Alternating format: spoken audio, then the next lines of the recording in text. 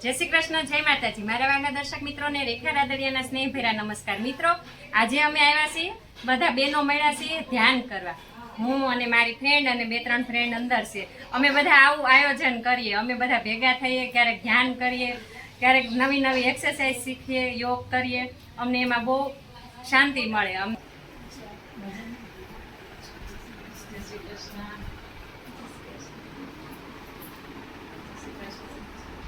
અમે આજે બધા મળ્યા છીએ.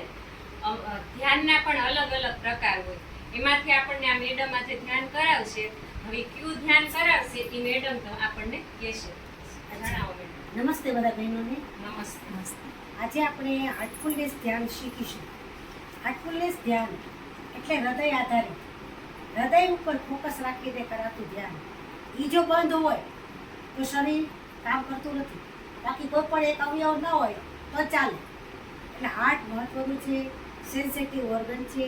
આપણા ભાવો બધાય હૃદયમાંથી ઉત્પન્ન થાય છે. અને આ હાર્ટફુલનેસ માર્ગ પ્રેમનો માર્ગ છે. તો પ્રેમ ક્યાં ઉત્પન્ન થાય? હૃદયમાં. અને આપણે પ્રેમનો વિસ્તાર કરવાનો છે. તો આજે આપણે એ ધ્યાન કરીશું. શરૂઆતમાં દરરોજ સાંજે દિવસ આઠમે ત્યારે એક જગ્યાએ બેસી અડધો કલાક માટે આ પ્રક્રિયા કરવાની હોય છે. એમાં વિચાર લેવાનો કે મારા હૃદયમાં ભેગી થયેલી બધી જ છાપો પીગળી રહી છે. આ ઉપરાંત મારા બોડી તંત્રમાં રહેલ રોગરૂપી અશુદ્ધિઓ પણ પીગળે છે અને વરાળ કે ધુમાડા સ્વરૂપે મારી પીઠ દ્વારા એ બહાર નીકળી રહી છે. તો આ પ્રક્રિયા આપણે શરૂ કરીએ. 5 થી 7 મિનિટ કર્યા પછી એકદમ હળવાશ લાગે. 20 થી 25 મિનિટ બાદ એક વિચાર લઈએ કે મારું શરીર એકદમ શુદ્ધ અને સાદું બની ગયું છે.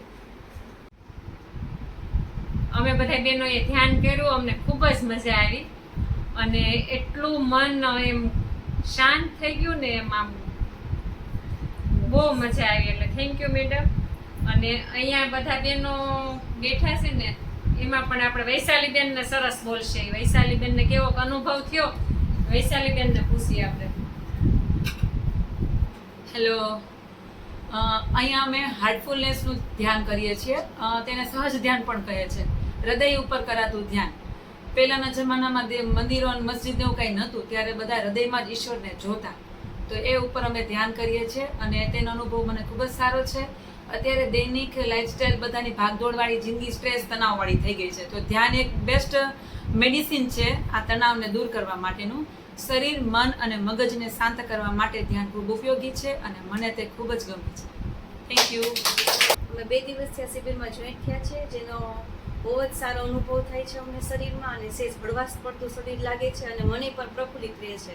ઘરના સ્ટ્રેસવાળી લાઈફથી મજા આવે છે અહીંયા 2 દિવસ થયા. અમે જે ધ્યાનની શિબિરમાં ભાગ લીધો છે એમાં અમને બહુ જ મજા આવે છે. હૃદય અને મનથી બહુ જ હળવાશ અનુભવીએ છે અને ખૂબ આનંદ આવે છે. ધ્યાન અમે 2 દિવસથી કરીએ છીએ અને એનાથી બહુ જ સારું લાગે છે. બોડી એકદમ સ્ટ્રેસ બોડીમાંથી એકદમ જતું રહ્યું એવું ફીલ થાય છે અને એકદમ મન પણ પ્રફુલ્લિત રહે છે. અમે 3 દિવસના હાર્ટફુલનેસના ધ્યાન શિબિરમાં જોઈન થયેલા છીએ. અમને આ 2 દિવસ આજે કમ્પ્લીટ થયા છે, પણ ખરેખર બહુ મજા આવે છે. એકદમ સ્ટ્રેસ દૂર થાય છે અને આખા દિવસમાં જરા પણ ટેન્શન હોય છે પણ એ મગજને કે હૃદય સુધી પહોંચતું નથી. ઇવન આખો દિવસ સારું જાય છે. Thank you. અમે કઈ ન બોલ્યા ધ્યાન. તમે ધ્યાન કર્યું, કેવું લાગ્યું? બહુ મસ્ત લાગ્યું, બહુ મજા આવી. બહુ મજા આવી.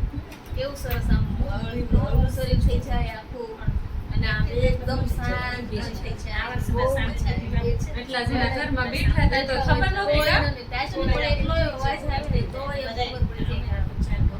બહુ મસ્ત લાગ્યું, બહુ સરસ. અમે બધા બહેનો અહીંયા બેઠા અને ધ્યાન કર્યું. અમને ખૂબ જ મજા આવી, ખૂબ જ આનંદ થયો અને એકદમ અંદરથી હળવાશ અનુભવીએ છીએ. આપણે બહાર આપણી પાસે બહુ બધી સંપત્તિ આ તે બધું સુખ સગવડ હોય, પણ એમાં સુખ જે નથી મળતું ને એ સુખ આપણને અહીંયા મળ્યું, મનની શાંતિ મળી અહીંયા. એટલે ખૂબ જ ધ્યાન કરવાથી ખૂબ જ સારું લાગ્યું. તો અમે બધા એન્જોય કરીએ છીએ, ધ્યાન કરીએ, યોગ કરીએ અને કસરત કરીએ, અને પાછળથી અમે બધા પાર્ટી હોતન કરીએ. જો અમારા વૈશાલી બેનને ઘરે અમે બધા ધ્યાન કર્યું, અને ધ્યાન કરીને અમે જો વૈશાલી બેન અમને બધાને આઈસ્ક્રીમ ખવડાવે છે. આમાં પણ મન પ્રફુલ્લિત રહે અમારું એમ. ટૂંકમાં કહેવાનો મતલબ એ કે કોઈ પણ રીતે આનંદમાં રહેવું.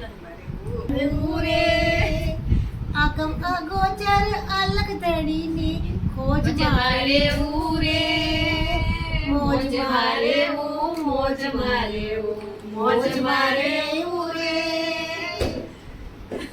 આવજો મિત્રો, સ્વસ્થ રહો, મસ્ત રહો, તંદુરસ્ત રહો. ભગવાન બધાને ખુશ રાખે તેવી શુભકામના.